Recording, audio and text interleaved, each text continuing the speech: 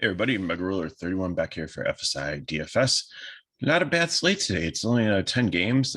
Major League Baseball broke things up. There's like two early afternoon games. There's a three-game turbo one. FanDuel and DraftKings will start at the same time, have the same number of games. Hallelujah. A couple of other concerns, but we'll get to that. Yesterday, I talked about my crown chasing and how I'm playing 150 lineups pretty much in the dime. So I'll throw like one of the lineups and $1 GPP and some of them in like multipliers.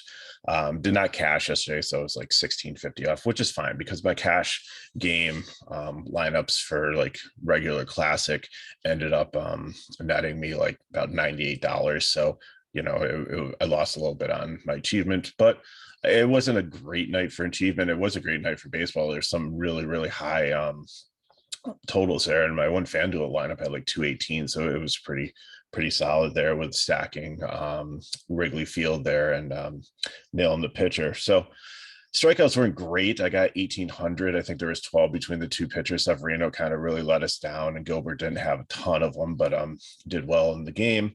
And home run wise, I did well. I had Votto there. If you went with Hall with Philly, you would have gotten a couple more there too.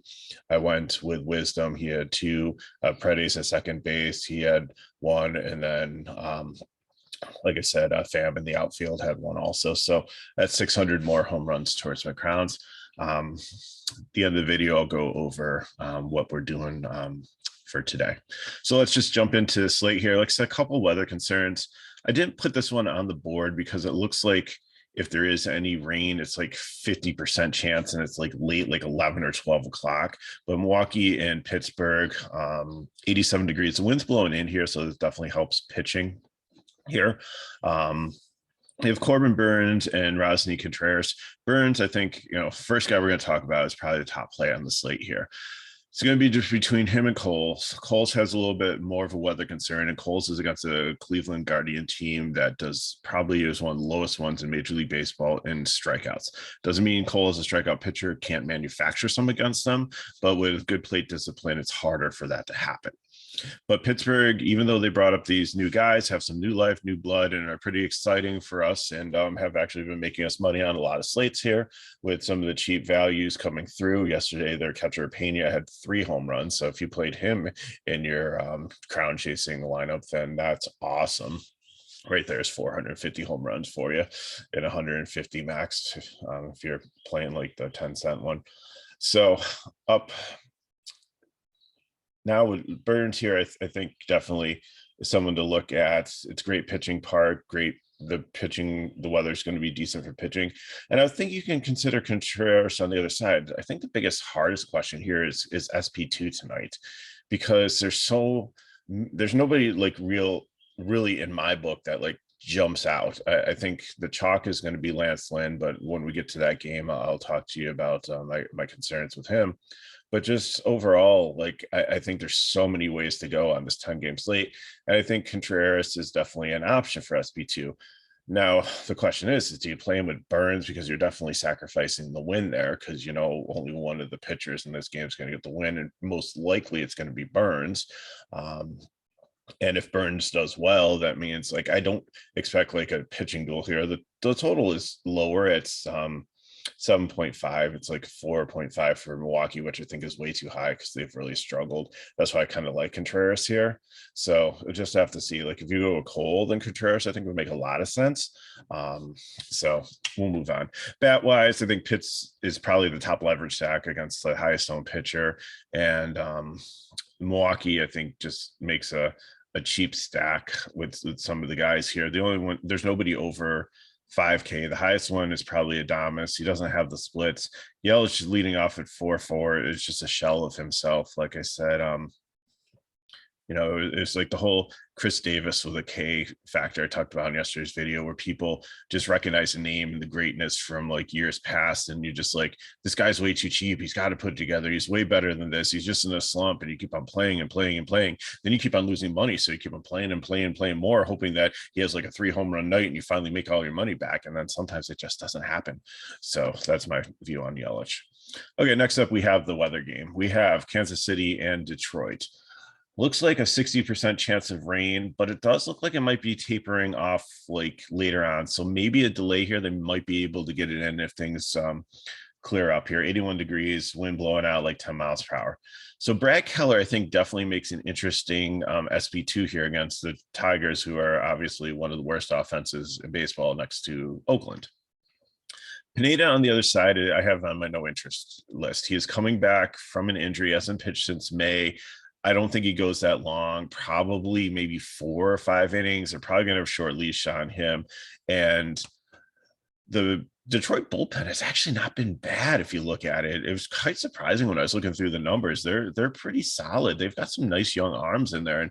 And Detroit overall has had some nice young arms over like the last couple of years that they've started to bring up and develop. So maybe, once they get this offense like figured out, like maybe like Pittsburgh, like when they get some prospects and bring them up, make some trades, get some veterans in there, maybe they can start to be like a more formidable team and start to make a run like they did in like 2005 and start to be relevant and get off the doormat of Major League Baseball, because this is a proud franchise. And I don't, teams have down years, but I think that they can definitely turn around. And I think that they're with some of the things that I see in their organization that I'm not saying it's going to happen like right away, but Houston was a doormat for years also. And then all of a sudden, like over the last decade, they've really started to put it together and are not the laughing stock, but are up there in the upper echelon of baseball. So just as a baseball fan overall, I'd love to see Detroit get back to a little bit of greatness at some point too. Not a specific fan of the Tigers, but just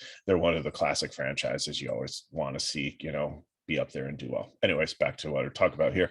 So bat wise, Kansas City, I think you can stack them in the cheap stack, but I think they're a little bit risky. Like I said, they might, if you want a home run hunt with some of these guys, but some of the pricing is like really high, like 5.4 for Witt, just because he's been doing well too. And Merrifield's at 5K. Like they're just, all the other bets are super cheap, but you have the two like 5K guys up there, really doesn't make it like a traditional value stack.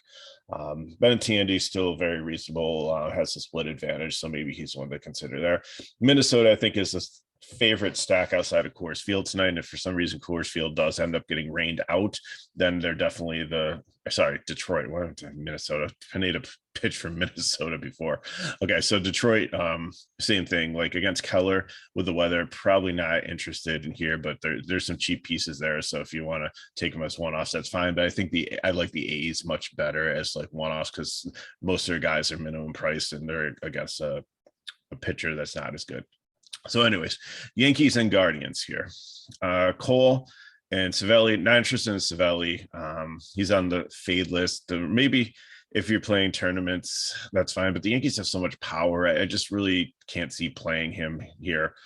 Cole, and the wind is blowing out 11 miles per hour. So that hurts Cole a little bit. The rain is about like 50% in the middle of the game, but then tapering off. So I don't know. We have to keep a close eye on this one. It's kind of concerning. You never want your pitcher to go out there and pitch like 2 or 3 innings and then it rained for an hour and then not come back out because he cooled down too much. So that happened with Garrett Cole. I'm not sure. So that's like I said, that's why he's blue there. That's why he's a little risky, and that's why I prefer Burns. But if the weather looks like it's going to be okay at time here, he doesn't have as much strikeout upside. But I think if you want to pivot off him, and if you can build a lineup to double barrel him and get both Cole and Burns in there, then that might be a decent way to go tonight also.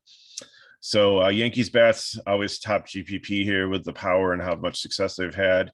I know they've like Houston seems to be the kryptonite, but I think they'll be fine here against Cleveland.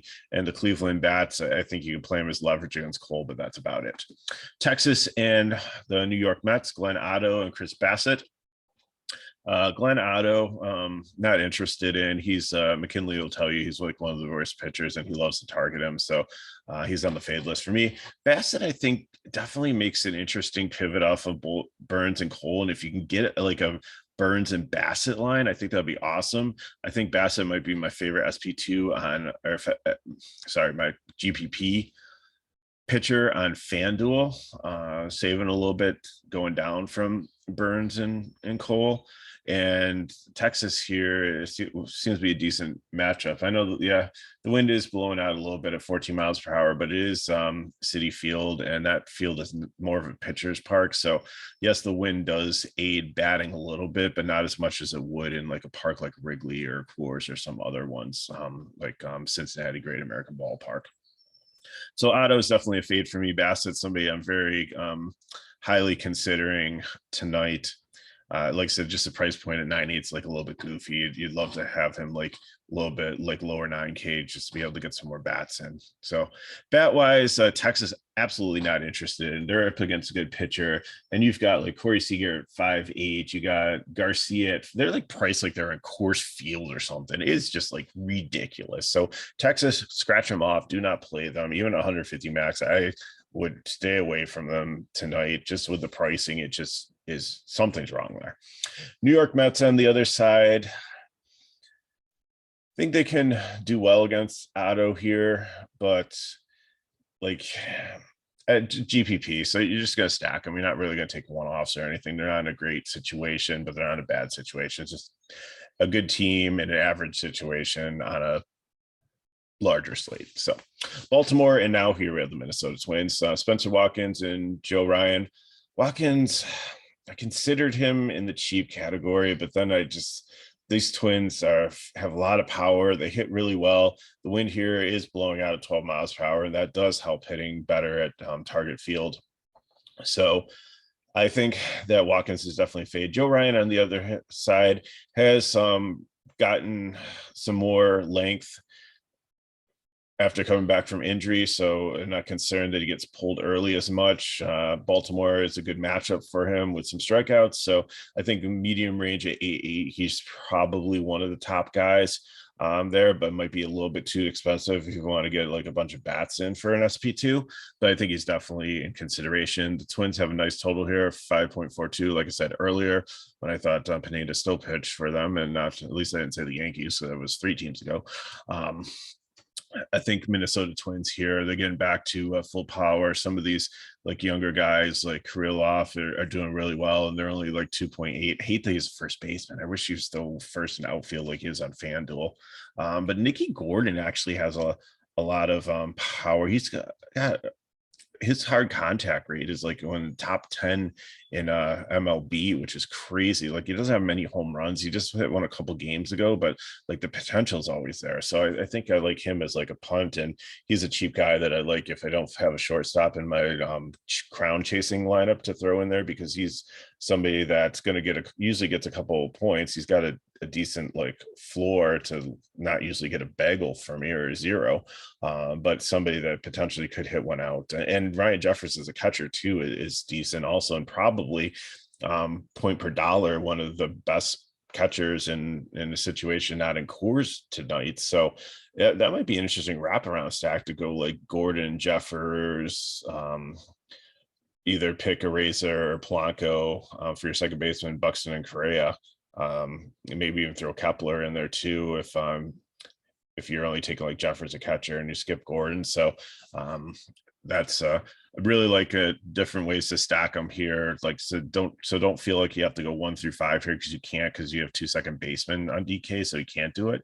FanDuel, of course you can with utility spots. So different ways to go there with different bats. And even if you wanted to do like a bottom stack here, that could be quite interesting too. I kind of like this, like with Kepler, Kirilloff, Gary Sanchez, because Watkins has been a little neutral to reverse splitsy. He's given up power to righties. Gordon and Jeffers, I mean, that could be a solid, pretty cheap. I mean, you've got 2 guys that are like mid 4Ks, but the rest of them are all 2K. So I mean, and keep that in mind. I might actually go after this video and build a lineup with that. So I'm kind of like that there. So moving Baltimore bats, like I said, they're probably the second favorite cheap stack. Ryan can give up some walks and some runs, and they have actually been putting up some runs recently. Also cooled off a little bit last couple of days, but maybe this weekend they start to heat things back up again, and maybe the wind blowing out helps them there. Los Angeles Angels and Houston Astros. Lorenzen's been okay, but I think I have no interest in him today against Houston. Alvarez, I believe, will be back in the lineup after having that collision in the outfield and being in percussion. Why do I keep on saying percussion? Concussion protocol. Brantley's still out. Bregman's been struggling a little bit. Pena looks like might move up to bat second, but his price has been jacked up to like 4 or 5, which is crazy. So Lorenzen, I mean, if they come out with a watered down lineup, they did against Severino, and look how that worked out yesterday, not very well. So I'm putting Lorenzen on the shelf tonight. Javier on the other side is a 30% K rate. I know the Angels do have a lot of power up top here, but the bottom of this lineup isn't anything really to be completely afraid of, and there are some strikeouts there. So I think he's definitely playing the medium range today. Bat-wise, Angels and Houston, I think they're both GPP stacks. I wouldn't play them in cash, but if you want to full stack them against either side, I think that definitely works out. Now we've come to Coors Field. So the weather doesn't look that bad. I think it looks worse in other games. So I think we're fine here. I think maybe they'll play in like a light rain or something like that. I don't think it will really interrupt them. Wind is blowing out 12 miles per hour, so that definitely helps. 75 degrees, a little bit warmer than usually. I mean, there's some games that have been in like the 50s and 60s at night here. So Miro Kelly and Sensatella, obviously, no thank you. I mean, I've played Kelly from time to time, but not in this situation here. So both sides of this game, I think Arizona is probably going to be the chalkiest stack because they're not priced up for Coors. Their highest priced batter here is Marte at 5.2, and like Peralta has the splits advantage here. He's like 3.7. He's criminally underpriced. Definitely Alex Thomas is like one of their hot rookies. He'd probably be batting second at 3.5 with a split advantage. Like definitely, home run hunting. I'm probably looking at like Thomas and Walker here. Definitely. It's just amazing. Like Varsheo's moved down the lineup too. Like that guy has power, still has some speed. Like he's been leading off, and maybe he'll move back up against the righty here, but a little bit high to play for. Oh, he's not even catcher eligible anymore. So I think he still is on FanDuel, but at 4.8. But Carson Kelly, the catcher here, who is in the lineup, is only 2.1. It's a catcher for 2.1 at Coors Field. So lots of ways to play the Angels. Probably won't play like Buddy Kennedy or Perdermo, but if you need like cheap guys and want to be a little different with your stacks, again, they're in Coors Field. Even if they get on base, like sometimes Coors is not just all home runs, it's just a large ballpark with the thin air, and as they say, like singles become doubles, so become triples, and fly balls become home runs. So Arizona tonight. Don't overthink it. They're your cash stack. Colorado on the other side, it's hard positionally to mix them in with an Arizona stack. So I think like independently, I'll play Colorado in a line, maybe have a secondary cash one. So if I'm doing like cash, maybe I'll probably do like 75% of it on Arizona, maybe like 25% of it. So if I'm playing $100 in cash, I'll do like $75 in double ups on Arizona and 25 on Colorado, just to kind of split the difference there, because I think they're both in really good situations here. Okay, moving on. The next game up we have is San Diego Padres and the Los Angeles Dodgers. Blake Snell and Tony Gonsolin. Snell is at 8.6. He's a good price. He can get Ks. And if you look at the Dodgers, they've really struggled. They struggled with Coors. Yesterday, they put up 3 runs, but they only put up 1 against the starting pitcher. The final 2 were at the end of the game against the bullpen. They're just not hitting as much. I think there's like a little, frustration here. Betts is out of the lineup. I think they'll eventually come around. I mean, they're back home here, and maybe that helps. But the top of the lineup is still really, really solid, and probably some of the best guys in Major League Baseball with Turner, Freeman, Will Smith. Taylor gets a splits advantage, and he's a high splits pitcher or hitter. He's usually really, really good against left-handed pitching. Justin Turner's is on and off. Trey Thompson would probably, he's got the potential, but the bottom of this lineup is not great. You got Bellinger, like lefty, matchup there. So I think Snell is very, very interesting. He's risky, but I think in a GPP, he could be like boom or bust, and like maybe like a YOLO play. Could actually be someone that like really surprises and the highest scoring pitcher on the slate, or he could absolutely get blown up. So definitely interested in maybe playing one lineup with him just to see how it goes. Gosselin, on the other hand, has been solid. They're letting him go a little bit deeper than they have in previous years. Padres do have Manny Machado back in, but they're still striking out and they haven't been super, super powerful. They only have a 3.18 total here. But at 10-3, like I can't really justify in cash playing him over Burns or Cole. Even with Cole with the matchup, like I said, against Cleveland with a low K, I still like Cole better, but I think, you got to still consider him if you're playing multiple lineups or in tournaments. You might be a decent pivot here and have a decent night. So bat wise, San Diego, just a leverage stack of people are playing Gosselin, maybe even to no interest. Really not a great matchup for him here. Really not a place where I want to look to play them. And the Dodgers, on the other hand, I think would be probably my fourth favorite stack against Snell, because like I said, they do have a lot of the righty power guys have the splits advantage. Freeman can hit lefties or righties. He's a great Major League Baseball player, and if Snell does get blown up like the first time through the lineup and gets out of there, then I'm sure he's going to face righties in the bullpen. So, and San Diego bullpen is okay, but it's nothing like super special. So Dodger stack there. Oakland Athletics and the Seattle Mariners. We have Caprillion and Marco Gonzalez. And here's the thing. Caprillion, I first was going to put out no. But if you see in my notes, he's the last guy in the cheap one. And I think that I'm really super interested in him. And right now he is my SP2, I believe, in my GPP lineup. Because Seattle has so many guys suspended from the fight on Monday last Sunday against the Angels. And the appeals are starting to go through, and like some of these guys are suspended for multiple games. So eventually those appeals are going to be heard and their suspensions might be reduced, but they're still going to be suspended. So like you might see a lot of guys drop out of this lineup. This might turn into a triple-A lineup.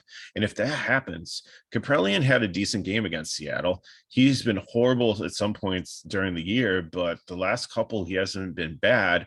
I think this might be the sweet spot to get an SP2 at 5.5 in a GPP that could actually go out there and have a decent game and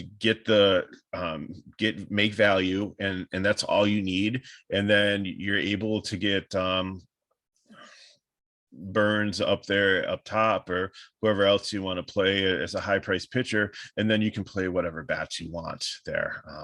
So I think I'm definitely keeping my eye on him, especially if Coors Field is rained out, or if you're trying to play the Rockies, because their salaries are higher than Arizona ones there. But if you want to play like a Yankee stack with the Arizona guys or something like that, then this is definitely, or a Dodger stack with like Arizona guys, and this is definitely your SP2 for you. Gonzalez on the other side, not super interested. He's in the mid-range here at 7.4. Again, kind of priced in no man's land. Like if I'm paying up, I want like Javier with or Ryan. I think most of the world's going to play Lynn. Contreras, I think, is a better option. So he's just kind of there. But again, it is the A's, but they're better against lefties and righties. So I have to see what goes there. Now for bat-wise, the A's, you have potentially Nick Allen, who has a decent hard contract rate here. Leading off, he's available at second or third, which aren't deep positions sometimes. And he is 2K. And then you have Piscotty also, who is an outfielder who's decent, who's only 2K.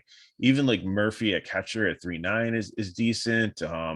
Like there are some decent cheap bats in here that could fill in your lineup if you're trying to pay up for both pitchers and fill in there. Seattle on the other side, like I said, I have no interest in them because I don't know who's playing.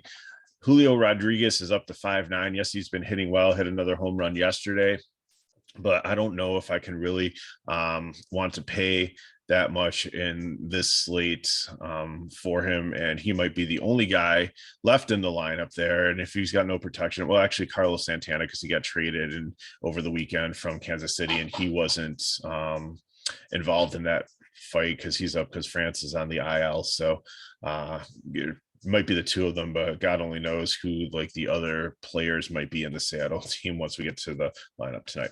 So final game, we have Lance Lynn and Alex Cobb. And like I said, Lance Lynn has come back from injury. He is a really, really good pitcher. Probably it was like 10K a couple times last year, but he's still working back from injury. He hasn't been great. He comes up against a San Francisco team that's probably going to throw multiple lefties at him, and these lefties are really good. Yastrzemski's really good. Peterson and Belt all have power against right-handed pitching. So even LaStella is not bad. So I don't know.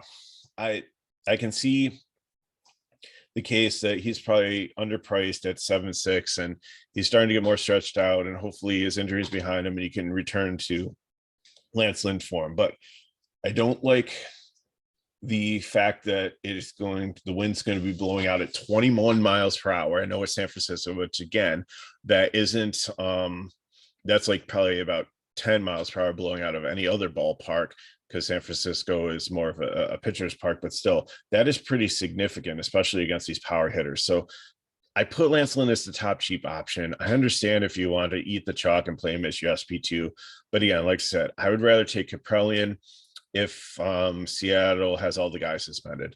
I would rather take like Javier or Ryan in their matchup. I'd rather pay up and take like Bassett or Cole if I can afford it. Or if I'm not playing Burns as my SP1, I'd rather take Contreras. I just don't feel good about Lynn in this against this Giants team with the wind blowing out and their power lefty bats. It scares me off of him. So again, I can see the reasoning for people to play him as the SP2 tonight. It'd probably be the highest owned one, but I am not going to be in that camp. I will have 0 shares of Lynn. If he beats me, he beats me. But I think on a 10-game slate, I can find a better option. Alex Cobb on the other side at 8.3, again, is probably the lowest medium range guy that I'm not saying fade or no interest in. The White Sox are starting to get back and get healthy. Obviously, they don't really have many left-handers here, but I think that he has walked some guys, and the White Sox are starting to put it together and become more patient and become a more potent offense. And 8.3 really isn't a price that really fits into most builds. So I left him on as the last guy in the medium, but again, I'd probably take Gonzalez, Javier, or Ryan over him in the medium range or drop down lower. So not going there. So stack wise, White Sox at GPP, and I really, really, really love the San Francisco lefties. I might actually move them, if I think about it, above the Dodgers, but just because Snell has been like off and on, and you have like some really good righties, I think they could snap out. So I think they're about even, but now I see the wind. I'm going to do it. Here we go. San Francisco. And we'll move the Dodgers down here. So let's look at some builds, and we'll get you back out onto your holiday weekend. Hope you guys have a chance to enjoy some time outside, fun, sun, have some hot dogs, watch some baseball. So looking at here, Burns, and like I said, I don't know what to do with SP2 here. I think I'm going to land on like Cole or Bassett here. I think I'm going to pay up. Unless, like I said, I see Kaprelian is up against a Seattle lineup that doesn't have, because Contreras, it just doesn't make sense for me and DK to play both of them in the same game. So Walker, Marte, Rojas, Peralta, and Thomas, those are the Arizona bats that I like the most. If one of them's not playing, then might throw like Varsho in there or another one. If I can go down at SP1 or SP2 here, then I'm going to probably play like Sanchez, Correa, and Buxton from Minnesota, or Kepler, whoever I can fit in there. If for some reason Walker's not playing and there's not a great first baseman, I'll take Kirilloff for Minnesota in the first base spot. I think what I'm going to do is I'm going to play Oakland here, because I can get, if I play Allen leading off at shortstop at 2K and Piscotty at 2K, then I can take whoever I want pretty much at SP2 or catcher. For FanDuel, I'm taking Burns, and I'm doing right here. It's easier on this one to stack Minnesota and Arizona. So Walker, Marte, Reze, Rojas, Correa, Buxton, and Thomas, and then whoever else you can fill in from Minnesota and Arizona to make the stack work, go that way. Then for GPP, Javier, and like I said, I just put Capelli in here because I think I might play him in cash if that's Seattle, but I think even in a GPP he might be a decent pitcher there just to open up some bats for you. Javier I like, but again, if you want to go Ryan or Bassett or somebody, I'm fine with those options too. Goslin if you have the cash to get up to it. But again, here I'm going San Francisco and Minnesota as my build. So Bell to Krylov, however, like salary you need there. Polanco or Reyes, yeah. One batting first, one will be batting third. Whatever money you have works there. Third base, whatever fits for you. Correa, Buxton, Jock, and then if you have the money, play Yaz. If you need a little bit of savings, go down to Wade Jr. For GPP for FanDuel, Bassett, same thing, but I'm going Colorado and Minnesota here because I can get that in. So Belter Cron at first base. If you have enough money, play one of them in the utility spot. Bryant, Joe, Yastrzemski, Wade Jr., Joe, however you want to go to make it. Just get as many left-handed San Francisco bats as you can and fill in the rest with Rocky. So that's how I'm rolling. For my crown chasing lineup, I've already looked through the strikeouts, and I do believe that Burns and Javier are probably my best options to get the most strikeouts. So those would be my pitchers. Some of the players that I'm looking at is like if Raleigh is in for catcher at Seattle, he's got a lot of hard contact rate, but like I said, you take Ryan for Minnesota, or one of the Coors guys are pretty cheap there at catcher. First base, you got a lot of decent options like Belt or Cron or Walker. I think Walker's probably going to be the top one there. Second base, I'm not sure. Third, Bryant, probably Coors Field is a great option. Shortstop, like I said, I'm probably going to go down and take the guy that's for Minnesota that's batting like eighth there. He's got a lot of has a high hard contact rate there. Then probably in the outfield, I'll probably take Judge just because I can probably get him in with like some of the values I'm playing here. And he's just been on fire for that. And then you're probably going to want to take like A. Thomas or Peralta or somebody in Coors Field, or one of the left-handed giant bats to round it off for the day. So hope everybody has a good weekend. McKinley's going to be on vacation, so weekends are sometimes hard with me trying to work my regular job and cover NASCAR and MLB. So if there are no videos, then check check my Twitter page. I'm McGrower31 or FSI Twitter page. And, I'll either put up the sheet on the site and you just go see it there, or I'll do a short silent video where I just put the sheet up with some notes for about 10 minutes and you can go in and look at it and just get your notes there, and then you can ask any questions in below. But for some reason, if life happens and I can absolutely not get to a video for some reason, then just leave comments on this one, and I can try to help you out with tomorrow's different slates or Sunday's different slates. I am off on the 4th of July, so that's not going to be a problem. We'll definitely have a video for you that day. So like I said, probably the best thing to do is just to follow me on MegaRuler31 on Twitter, and my DMs are open. You can always reach out and ask questions. Again, not proving full lineups, but can help you with stacks or pitchers or one-offs, do you like these two guys or these two guys or things like that. So we're here to help. Appreciate you watching. As always, I hope everybody has a safe holiday weekend and has a chance to celebrate. Like I said, it's a great time to watch some baseball, America's pastime. Grab a hot dog, cold beer, cold soda, whatever you like, and have some fun. So thanks for watching. Please give us a like. It just helps other people see that these videos are impactful and gets a chance to watch them. And it's just cool. Each week, new people come and say, "Hey, I just found you," and I'm so happy, and that we're glad to hear that. We love your feedback too. So if there's things that we can do better, whatever, let us know. We'll work it out and see what we can do. Please share with your friends, subscribe to our channel so you know when our videos are coming out. And again, if you hit me up at MegaRuler31 on Twitter, then that's where you can find me too. So thanks for watching. Good luck today on tonight's slate. Always check back around 6 or 6:30 if some of these games are going to be rained out, or if pitchers changes or anything weird happens, then I usually try to throw a couple updates out there for you. So once again, thanks again for watching. We'll see you next time.